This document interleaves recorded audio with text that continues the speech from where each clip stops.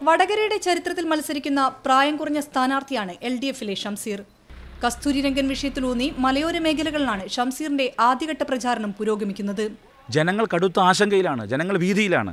ആ ഭീതിയിലായ ജനവിഭാഗം അവർ ചോദിക്കുന്നു, ഞങ്ങൾ ഈ പിറന്നു വീണ ഭൂമി വിട്ട് എങ്ങോട്ട് പോകും, മണ്ണ് വിട്ട് എങ്ങോട്ട് പോകുമെന്നാണ്. അപ്പം അതെല്ലാം ഈ തെരഞ്ഞെടുപ്പിന്റെ ഭാഗമായി ചർച്ച ചെയ്യപ്പെടും. 5 വർഷം നടത്തിയ വികസനത്തിന്റെ തുടർച്ചയാണ് മുല്ലപ്പള്ളി രാമചന്ദ്രൻ മുന്നോട്ട് വെക്കുന്നത്. TP ചന്ദ്രശേഖരൻ വധവും UDFിന്റെ പ്രചാരണായുധമാണ്. ആ കൊലപാതക രാഷ്ട്രീയത്തിന് നേതൃത്വം കൊടുക്കുന്നവർ വോട്ട് ചോദിച്ചു കഴിഞ്ഞാൽ ജനങ്ങൾ ആകെ കൺഫ്യൂസ്ഡ് അല്ലേ? ജനങ്ങൾ ആർക്കാണ് വോട്ട് കൊടുക്കുക? നിങ്ങൾ അതിനെക്കുറിച്ച് ചിന്തിക്കുക. ചന്ദ്രശേഖരൻ്റെ കൊലപാതകം ഈ തെരഞ്ഞെടുപ്പിൽ മുഖ്യ വിഷയം തന്നെ.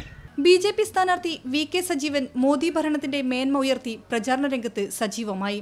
ദേശീയ തലത്തിൽ ഭാരതീയ ജനതാ പാർട്ടിക്കും നരേന്ദ്രമോദിജിക്കും അനുകൂലമായിട്ടുള്ള തരംഗം, അതിൻ്റെ അലയൊലികൾ കേരളത്തിലും വടകരയിലുമൊക്കെ വളരെ ദൃശ്യമാണ്. മറ്റ് ചെറു പാർട്ടികളും പ്രചാരണ രംഗത്തിറങ്ങിക്കഴിഞ്ഞു. സ്ഥാനാർത്ഥി പ്രഖ്യാപനം വൈകിയതിനാൽ RMPയുടെ പ്രചാരണം തുടങ്ങിയിട്ടില്ല.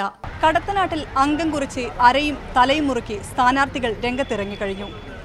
ഇനിയുള്ള കുറച്ചുനാൾ ജനമനസ്സുകളിൽ കയറിപ്പറ്റാനുള്ള നെട്ടോട്ടമാണ്. ക്യാമറ പേഴ്സൺ ഷൈജു ചാവശ്ശേരിക്കൊപ്പം ഷിത, മീഡിയ 1 കോഴിക്കോട്.